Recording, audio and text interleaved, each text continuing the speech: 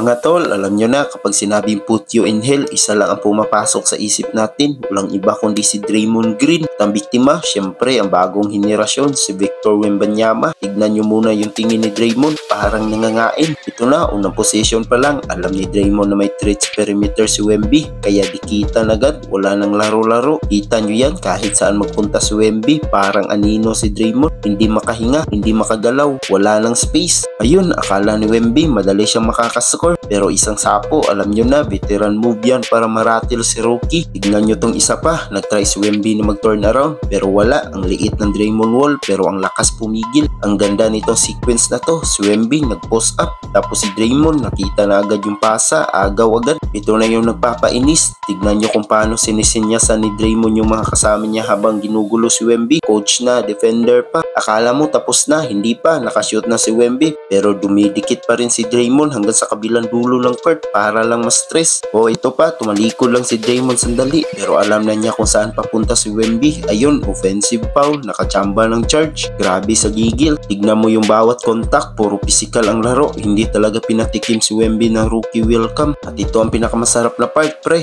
Dahil sa sobrang pressure, ayan, turnover. Dahil sa walang sawang pressure ni Draymond. Kahit fast break na, hindi pa rin nagpaawat. Siyempre, tinitigan pa ni Draymond si Wemby pagkatapos ng play. Kaya yan mga idol, leksyon na yan para sa lahat ng rookie. Hindi mo malulusutan ng veteran na tulad ni Draymond. Grabe yung laro, di ba? Talagang pinaranas ni Draymond Green kay Wembanyama kung anong ibig sabihin ng salitang welga. Walang space, walang air. Ano sa tingin nyo? Matututo kaya si Wemby sa veteran move na ito? Comment nyo na yan. Huwag kalimutan mag-like at subscribe. Peace out!